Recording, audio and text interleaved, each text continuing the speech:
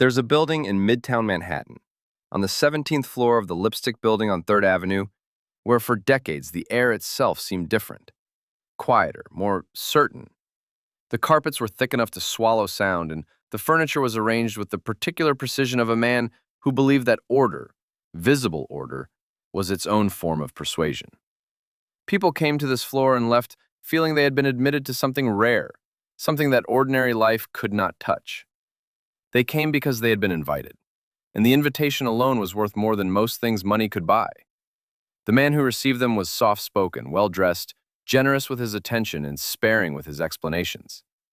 His name was Bernard Lawrence Madoff, and for roughly 5 decades he constructed, maintained, and eventually collapsed beneath the weight of the largest individual financial fraud in recorded American history. To understand what he did, you must first understand what he appeared to be. Bernard Madoff was not a shadowy figure operating from darkness. He was the former chairman of the NASDAQ stock exchange. He was a founding member of its board of directors.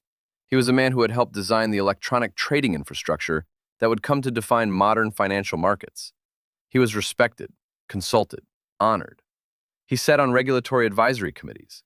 He gave money to charities, hospitals, theater companies, universities. He was the kind of man whose presence at a dinner table made other guests feel that they were in the right room. This was not incidental to his fraud. This was the fraud in its most fundamental form. The confidence that he inspired, the trust that he accumulated over years and decades, was itself the mechanism by which everything else became possible. He was born in Queens, New York, in April of 1938.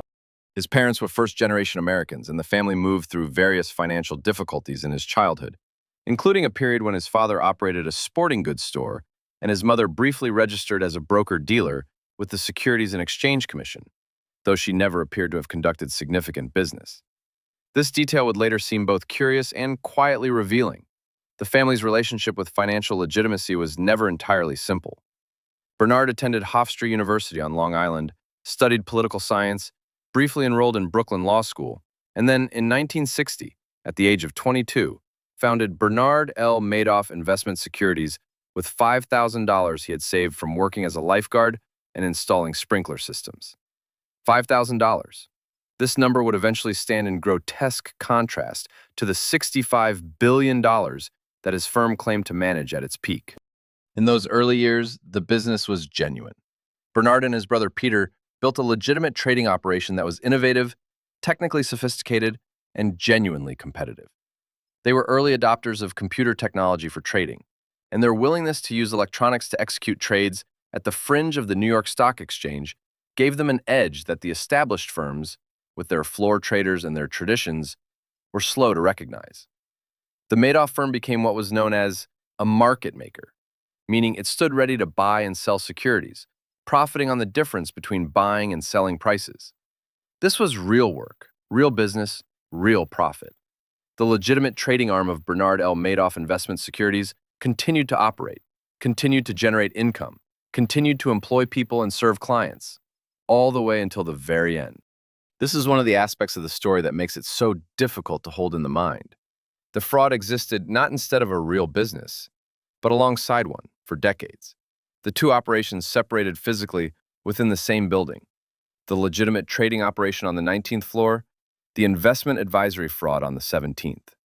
The investment advisory business, the fraudulent half, appears to have begun sometime in the late 1960s or early 1970s, though the exact origin is genuinely disputed. What is known is that by some point in that era, Madoff was accepting money from investors and promising to manage it through a specific strategy. He called it split strike conversion, a real options strategy that involves buying a basket of large-cap stocks, selling call options above the purchase price to generate income, and buying put options below the purchase price to limit downside risk. The strategy was real. Other people used it.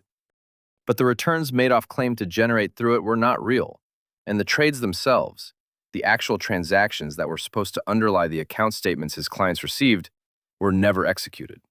The money was not invested. It was deposited into a single bank account at Chase Manhattan, later J.P. Morgan Chase, and used to pay redemptions to clients who wanted their money back, while new deposits from incoming investors funded those payments. This is the structure of every Ponzi scheme, The returns are not earned. They are manufactured from other people's principal, and the scheme survives only as long as withdrawals do not exceed deposits. The name Ponzi comes from Charles Ponzi, an Italian immigrant who, in 1920, promised investors 50% returns in 90 days by exploiting a supposed arbitrage in international postal reply coupons. His scheme lasted only about 8 months before it collapsed. Madoff's lasted, by most estimates, somewhere between 17 and 47 years, depending on when one believes it truly began. This endurance is almost incomprehensible, and understanding it requires understanding the particular social architecture that Madoff built around his fraud. He did not advertise. He did not solicit clients in any conventional sense. He cultivated an impression of exclusivity so carefully managed that people competed for the privilege of giving him their money. Many of his early clients came from Jewish country clubs in New York and Florida, particularly from the Palm Beach Country Club and the Fresh Meadow Country Club. This was not accidental. Madoff understood that within tight-knit social communities, trust is transmitted through social proof rather than financial analysis. If your neighbor, your rabbi, your brother-in-law had money with Madoff, and those accounts appeared to be performing beautifully, the pressure you felt was not the pressure of a salesman's pitch. It was something far more intimate and far more powerful. The sense that you were being admitted to something your own community already knew to be good. The feeder funds were central to this architecture. These were investment funds operated by other people, sometimes sophisticated financial professionals, that pooled investor money and placed it with Madoff's firm. In exchange, Madoff received a steady flow of capital, and the feeder fund operators collected fees from their clients. Among the most significant feeder fund operators were Fairfield Greenwich Group, which eventually had close to $7 billion with Madoff, Tremont Group, and entities associated with Walter Noel, who was himself connected through family and social networks to wealthy investors across multiple continents. Ezra Merkin, a prominent figure in the Jewish philanthropic world and a respected investment manager, funneled money from numerous charities and foundations into Madoff's accounts without the knowledge of many of the boards he served. J. Ezra Merkin's funds, including Ascot Partners, Gabriel Capital, and Ariel Fund, eventually had over $2 billion exposed to Madoff's fraud. Outside the United States, European banks and investment houses were deeply involved. Banco Santander of Spain had roughly $3 billion in exposure. HSBC had exposure of approximately $1 billion. BNP Paribas, Société Générale, UniCredit, the list of European financial institutions whose clients were eventually revealed to have money in Madoff's accounts, reads like an inventory of the continent's most prestigious financial names. The Austrian bank Medici, through its founder Sonia Cohn, was alleged to have directed substantial European money toward Madoff for years, raising questions about whether the relationship was purely commercial or something more deliberate. These questions were pursued through years of litigation. The due diligence that should have protected these institutions and their clients was in many cases essentially absent, or conducted so superficially as to constitute theater rather than investigation. Madoff's operation had obvious structural peculiarities that any serious examiner should have found alarming. His auditor was a tiny 3-person accounting firm called Freeling and Horowitz, operating out of a 13 by 18-foot office in New City, New York. For an investment operation that claimed to manage tens of billions of dollars, this was extraordinary. Major hedge funds and investment managers are audited by large, specialized firms with the infrastructure to verify complex trading activity across multiple custodians and counterparties. Madoff's accounts were vouched for by a single accountant, David Freeling, who would later admit that he never actually conducted genuine audits and that he and his family had personal money with Madoff, raising a conflict of interest so obvious it should have terminated any professional relationship immediately. Freeling was charged and eventually cooperated with prosecutors. Madoff's firm also served as its own custodian of assets, meaning that there was no independent third party holding the securities on behalf of clients. In legitimate investment management, custody is kept separate from management precisely to prevent fraud. When the same entity manages money and also holds the paperwork proving what it holds, verification becomes almost entirely dependent on trust. Madoff understood this, and he exploited it absolutely. Harry Markopolos was a financial analyst who first examined Madoff's reported returns in 1999 at the request of his employer, Frank Casey, who worked at a rival firm. What Markopolos found when he looked at the numbers defied mathematical credibility. Madoff's returns were too consistent, too smooth, too uncorrelated with market conditions to be real. Markets move up and down. Strategies have good periods and bad periods. No option strategy based on real market activity could produce the nearly unbroken sequence of monthly gains that Madoff's statements showed. Markopolos ran the numbers and became convinced within a matter of hours that what he was looking at was impossible. Over the following years, he submitted multiple detailed complaints to the Securities and Exchange Commission. In 2000, in 2001, and most comprehensively in 2005, in a document titled "The World's Largest Hedge Fund is a Fraud." This document laid out, with careful mathematical and circumstantial reasoning, the case that Madoff could not be doing what he claimed. The SEC examined Madoff multiple times. They visited his offices, they looked at documents, they spoke with him, and they found nothing. Or rather, they found nothing because they were looking for something other than what was there. And because Madoff, who understood the regulatory culture intimately from his years of advisory work, was able to manage those examinations with practiced ease. In one of history's most chilling regulatory failures, the SEC's own internal inspector general later concluded that between 1992 and 2008, the agency had received 6 substantive complaints or warnings about Madoff's operation and had failed, in every instance, to conduct an examination that would have uncovered the fraud. The Inspector General's report, released in 2009, was a document of institutional horror, a meticulous accounting of missed opportunities, inadequate follow-through, and an organizational culture that seemed almost constitutionally unable to believe that one of the most prominent figures in American finance could be a criminal. Inside the 17th floor, the fraud was operated by a small group of people who worked in what employees called the back office, though it was separated from the rest of the firm and inaccessible to the trading operation on other floors. Frank DePascali, Madoff's chief financial officer, and the man who more than anyone else understood and operated the day-to-day mechanics of the fraud, directed a team that included computer programmers who wrote code to generate fake trade confirmations and account statements. The statements were produced on IBM AS/400 computers, older technology that Madoff kept specifically because it created the appearance of historical depth. The records looked as though they had been generated by a system that had been running since before modern computing made such fabrication easy. The team would look at historical stock prices and options data, then construct transaction records that appeared to show trades executed at plausible prices in the past. These records were then used to populate account statements that clients received in the mail, statements showing steady, consistent gains, quarter after quarter, year after year. Some clients had been receiving these statements for decades. Some had passed their accounts on to their children, who passed them to their grandchildren. Families had organized their entire financial lives around the apparent wealth represented in these documents. The amounts involved were staggering, but they were also, in a sense, fictional on 2 levels. The $65 billion that Madoff's firm claimed to manage included both the original principal deposited by clients and the accumulated fictional gains that the fake statements had attributed to those accounts over years and decades. The actual amount of real money that had been deposited into the scheme over its lifetime was eventually calculated by the court-appointed trustee, Irving Picard, to be approximately $17 billion. This was the real money, the money that had actually entered the Chase account. The rest was arithmetic, numbers on paper, the accumulated compound interest of a lie told long enough to grow very large. Irving Picard became one of the central figures in the aftermath. Appointed as trustee under the Securities Investor Protection Act, Picard and his team at the law firm Baker Hostetler undertook one of the most complex financial recovery efforts in history. They pursued not only Madoff himself, but also the so-called net winners, investors who had withdrawn more money from their Madoff accounts than they had originally deposited, meaning they had, in effect, received money that belonged to other investors.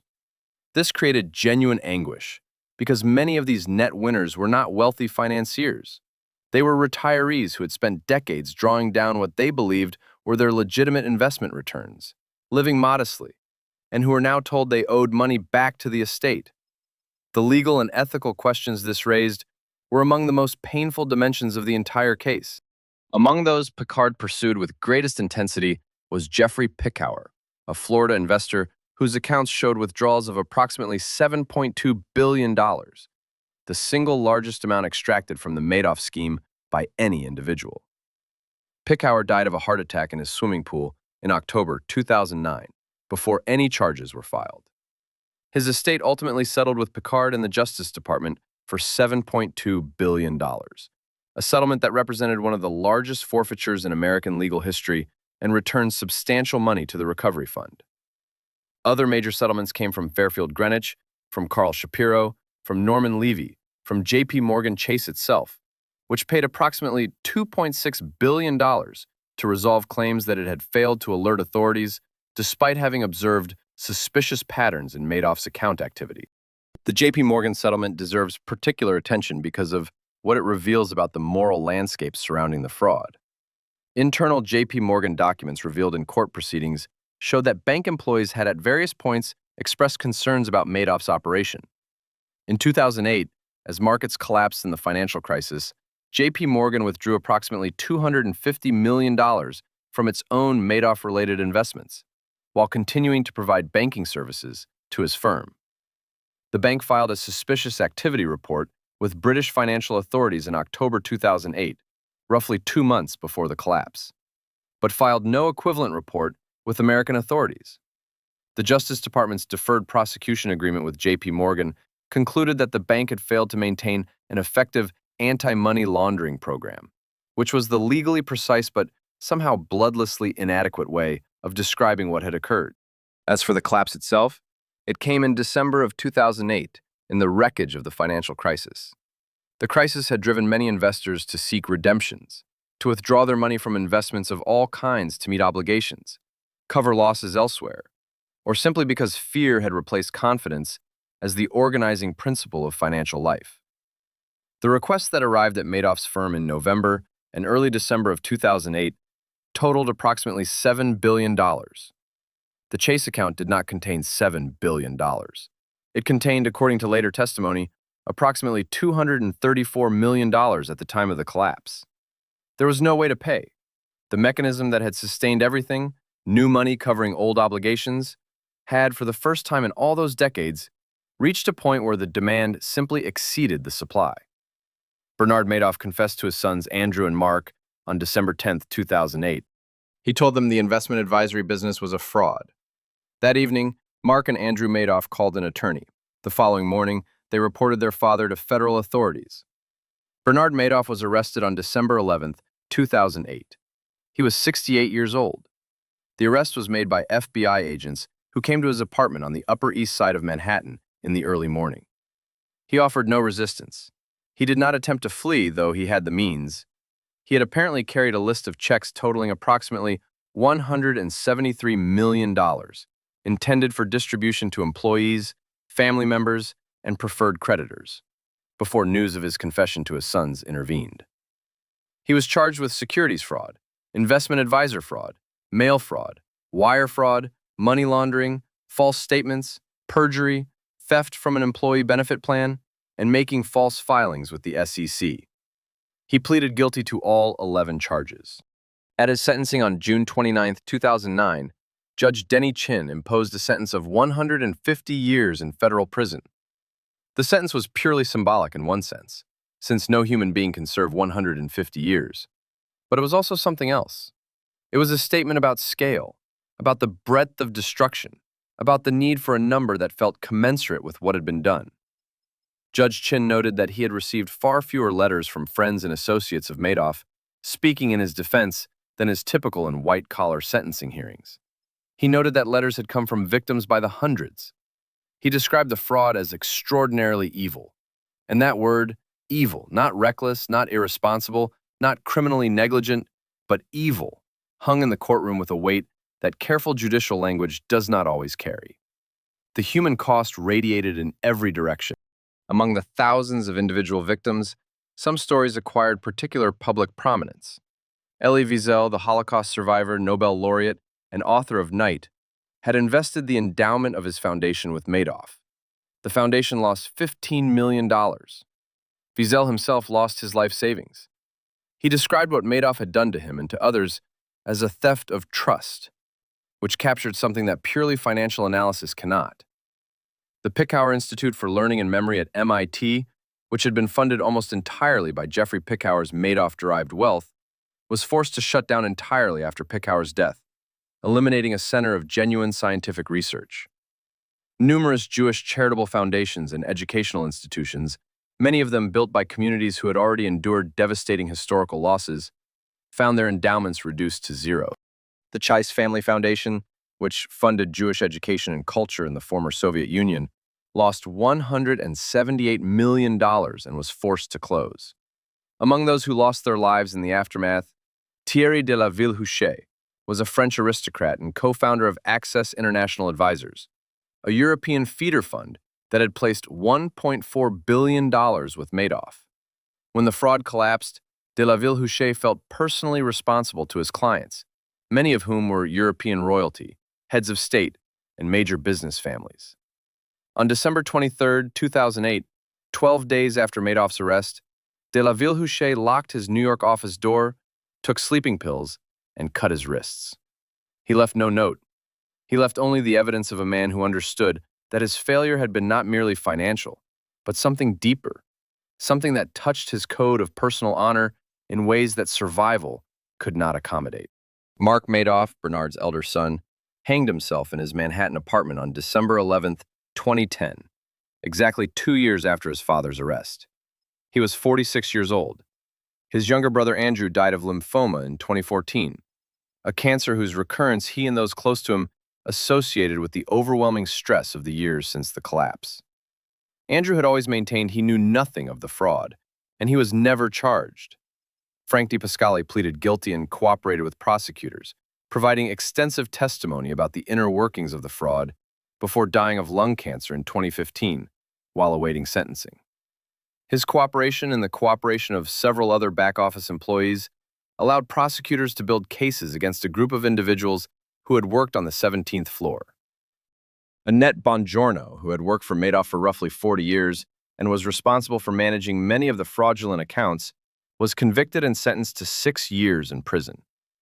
Daniel Bonventry, director of operations for the legitimate trading division, but aware of transfers between the two operations, was convicted and sentenced to 10 years. Joanne Krupe and Jerome O'Hara, programmers who had written the code used to generate the fake records, were convicted. The picture that emerged from these trials was of an operation sustained not by one man alone, but by a small group of people who had made a series of decisions, over years, to participate in and perpetuate a lie of extraordinary dimensions. What remains philosophically troubling about the Madoff case, what gives it its particular darkness beyond the mere fact of financial crime, is the question of when it began. Madoff himself gave inconsistent accounts. In a long series of interviews conducted by the journalist Steve Fishman for New York Magazine in 2010 and 2011, conducted while Madoff was imprisoned at the Federal Correctional Institution in Butner, North Carolina, Madoff suggested that the fraud began in the early 1990s, during a recession, when he was unable to generate the returns he had promised and began to simply fabricate them, rather than disappoint clients who had trusted him. But investigators, including Irving Picard and his team, found evidence of the fraudulent back-office operation going back much further, into the 1980s and possibly the 1970s. Picard's position was that virtually no legitimate trading had ever been conducted in the investment advisory business, that from the very beginning, or very nearly the beginning, the accounts had been fictitious. If this is accurate, then the entire scope of what Madoff told himself about his own history, the story of a man who began with good intentions and was gradually trapped into wrongdoing by circumstance, was itself a lie, the final and perhaps most personal fraud he perpetrated, the one he told himself. The question of whether Ruth Madoff knew is one that investigators pursued and never resolved with complete satisfaction. Ruth Madoff was married to Bernard for nearly 50 years. She worked in the business in its early years. She maintained a life of considerable luxury, apartments, yachts, a house in the Hamptons, a residence in Palm Beach, that was funded entirely by the firm. After the collapse, she was permitted to keep an amount of approximately $2.5 million after surrendering most assets, on the grounds that she had not been charged with any crime and needed resources to live. She has maintained that she did not know her husband's advisory business was fraudulent, and she has never been charged. She published a memoir of sorts, told her side of events in various accounts, and eventually estranged herself from significant parts of her former social world. She outlived both her sons. In later years, she lived quietly in Connecticut, a figure whose grief and culpability and knowledge remain impossible for any outsider to measure with confidence. Bernard Madoff, imprisoned at Butner, applied twice for compassionate release. He suffered from chronic kidney failure and other serious medical conditions. Both applications were denied. In the interviews he gave from prison, he spoke with a mixture of apparent remorse and a strange, persistent pride in the operational achievement of what he had done. Or perhaps it was not pride, but something more like the dispassion of a craftsman, describing a work that had consumed his life regardless of its moral character. He spoke of his clients as though they were sometimes complicit in their own victimization, suggesting that some of them had understood, or should have understood, that the returns he was generating were too good to come from legitimate means. There is a partial truth in this that does not remove his guilt but complicates it. Some financial professionals who had money with Madoff, or who directed other people's money to him, did choose not to ask questions whose answers might have been unwelcome. The culture of willful ignorance that surrounded Madoff was not created entirely by him. He died on April 14, 2021, at the age of 82, in the Prison Medical Center at Butner. He had served 12 years of his 150-year sentence. The announcement of his death was met, among many of his victims, not with celebration and not quite with grief, but with something that defies easy naming, a sense of conclusion without resolution, an ending that brought no restoration, no recovery of what had been lost, no satisfying narrative symmetry. The money was largely gone. The lives interrupted or ended could not be resumed or restored. The institutions dismantled could not be simply rebuilt. Irving Picard's office, still operating years after Madoff's death, had recovered through litigation and settlement approximately $14 billion for distribution to victims. A remarkable achievement given the scale of destruction, and yet, for many victims, the recovery was partial, and for some, it was nothing at all. The legal and regulatory changes that followed the Madoff collapse included enhanced requirements for investment advisors regarding independent custody of assets, stronger requirements for third-party auditing, and expanded whistleblower protections under the Dodd-Frank Wall Street Reform and Consumer Protection Act, which provided financial incentives for individuals who reported securities fraud to the SEC and received protections against retaliation. These changes were important. They were not sufficient to prevent all fraud, and they could not be, because the fundamental mechanism of sophisticated financial crime is the exploitation of trust. And trust is not a regulatory category. It cannot be audited away. What Madoff exploited was not primarily the weakness of financial regulation, though that weakness was real and consequential. What he exploited was the deep human need to believe that one has found something better than ordinary life offers, a safe harbor, a steady return, a place where the anxiety of financial existence can be quieted. He offered people a story about their money that was peaceful and reassuring and consistent. And then a world of real markets, where everything fluctuates and nothing is guaranteed, that story was worth almost any price of scrutiny that might have been demanded. People did not ask questions because they did not want the peace disturbed. They had been given permission to stop worrying, and they accepted that permission gratefully, and only much later understood the full cost of what they had agreed to not see.